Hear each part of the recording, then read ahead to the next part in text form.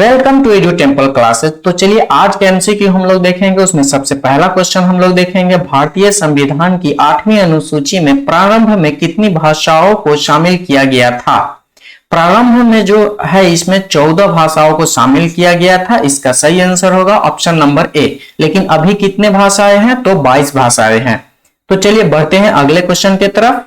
भारतीय कैंसर अनुसंधान केंद्र डैश में स्थित है। भारतीय कैंसर अनुसंधान केंद्र मुंबई में स्थित है। इसका सही आंसर होगा ऑप्शन नंबर ए। बढ़ते हैं आगे, अगला क्वेश्चन हम लोग देखेंगे, व्यक्तिगत ओलंपिक पदक जीतने वाली पहली भारतीय महिला कौन है।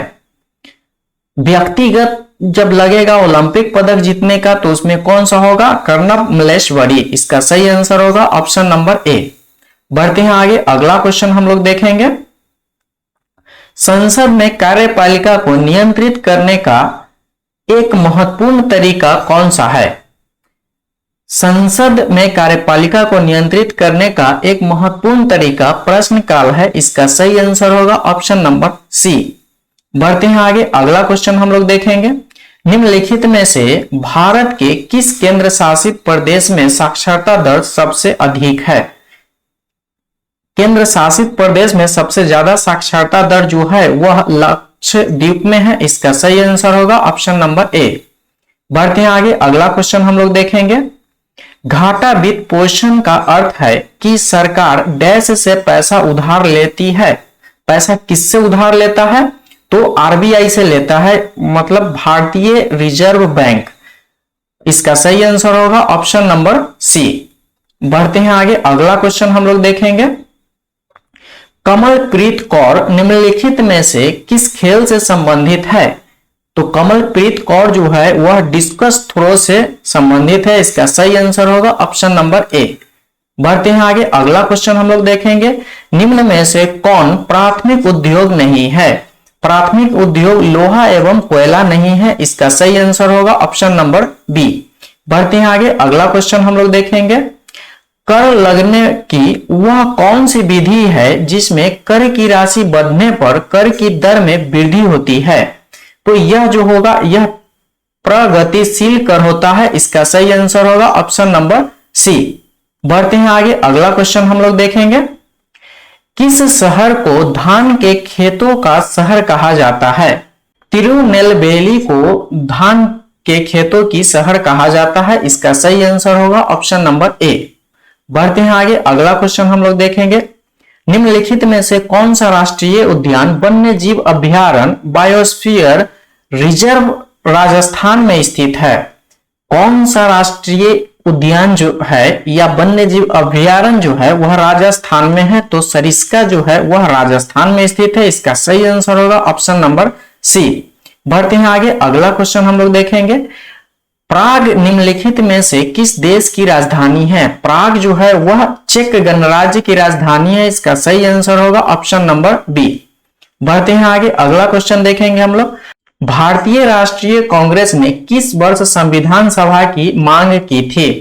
तो यह जो है संविधान सभा की मांग 1934 में किया गया था। इसका सही आंसर होगा ऑप्शन नंबर सी। बढ़ते हैं आगे, अगला क्वेश्चन हम लोग देखेंगे, किस देश की 3 राजधानी अर्थात प्रशासनिक, विधायी और न्यायिक है।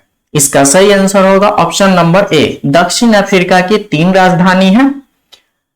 बढ़ते हैं आगे, अगला क्वेश्चन हम लोग देखेंगे, निम्नलिखित में से कौन सा शब्द मुक्केबाजी खेल से संबंधित है। तो इसमें अपरकट, हुक, जैब, इसमें से सभी, मतलब जो अपरकट है, हुक है, जैब है, यह तीनों आता है इसमें। इसीलिए इसका सही आंसर होगा ऑप्शन नंबर डी, ऊपर के सभी। बढ़ते हैं आगे, अगला क्वेश्चन हम लोग देखेंगे, निम्नलिखित मौर्य शासकों में से किसने दक्कन पर विजय प्राप्त की। दक्कन पर विजय जो है वह बिंदुसार द्वारा किया गया था। इसका सही आंसर होगा ऑप्शन नंबर सी। बढ़ते हैं आगे, अगला क्वेश्चन हम लोग देखेंगे, जल विज्ञान चक्र को चलाने के लिए ऊर्जा कहां से आती है। जल विज्ञान चक्र को चलाने के लिए ऊर्जा सूर्य से आती है। इसका सही आंसर होगा ऑप्शन नंबर सी। बढ़ते हैं आगे, अगला क्वेश्चन देखेंगे, निम्नलिखित में से कौन विश्व का सबसे गहरी झील है। विश्व के सबसे गहरी झील जो है वह बैकाल झील है। इसका सही आंसर होगा ऑप्शन नंबर डी। बढ़ते हैं आगे।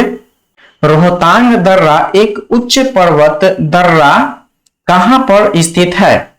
तो यह जो है रोहतांग दर्रा वह हिमाचल प्रदेश में स्थित है। इसका सही आंसर होगा ऑप्शन नंबर सी। बढ़ते हैं आगे, अगला क्वेश्चन देखेंगे। निम्नलिखित में से किसे कृत्रिम बुद्धि का जनक माना जाता है? तो इसका जो है कृत्रिम बुद्धि का जनक जॉन मैकार्थी को माना जाता है। इसका सही आंसर होगा ऑप्शन नंबर डी। बढ़ते हैं आगे, अगला क्वेश्चन हम लोग देखेंगे। खासी और गारो जनजाति मुख्य रूप से डैश में रहती है? गारो खासी जनजाति जो है वह मेघालय में रहती है। इसका सही आंसर होगा ऑप्शन नंबर ए। बढ़ते हैं आगे, अगला क्वेश्चन हम लोग देखेंगे। निम्नलिखित में से किसे 20वीं सदी के तानसेन के रूप में जाना जाता था? 20वीं सदी के तानसेन के रूप में किसे जाना जाता है? तो उस्ताद बड़े गुलाम अली खान को। इसका सही आंसर होगा ऑप्शन नंबर बी। बढ़ते हैं आगे, अगला क्वेश्चन हम लोग देखेंगे।